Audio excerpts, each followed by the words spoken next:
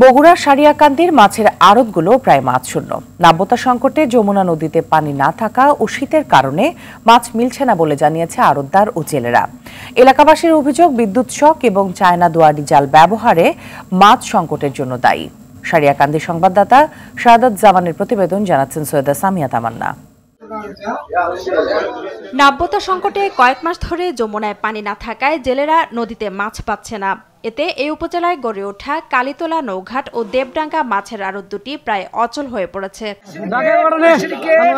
আড়ত দুটিতে যেখানে প্রতিদিন লাখ লাখ টাকার বেশি মাছ বিক্রি হতো, এখন তা নেমে এসেছে হাজারে। নদীতে মাছ না পাওয়া যাওয়ায় নিরুপায় হয়ে মাঝিদের অনেকেই পরিবর্তন করছে পেশা।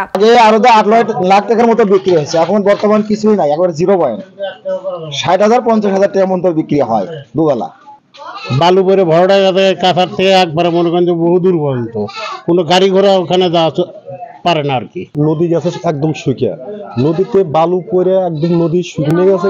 পাওয়া যাচ্ছে না সরেলি, বউ, বাইন, চিংড়ি, মলাসহ দেশি প্রজাতির মাছ। আড়তে মাছ কিনতে এসে খালি হাতে ফিরছে ক্রেতাদের অনেকে। সংকটের জন্য নদীতে বিদ্যুৎ শক, চায়না দুয়ারি জাল ও কারেন্ট জাল ব্যবহারকে দুষছে অনেকে। এখন তো একটু পাইকারি মাছ টাছ কিনতে আসি, আগে একটু কিনলাম, এখন বর্তমানে নাই। নদী শুকিয়ে গেছে, মাছের প্রভাব পড়ছে। মাছ মানে নদীতে বলতে নাই কি বলতে গেলে। উপজেলা মৎস্য কর্মকর্তা জানান, আড়তদার ও মাঝিদের সঙ্গে কথা বলে পরিস্থিতি উত্তরণে ব্যবস্থা নেওয়া হবে।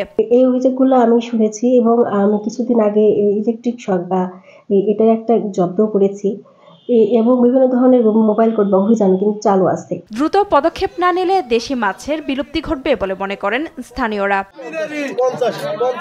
সৈয়দা সামিয়া তামান্না, RTV।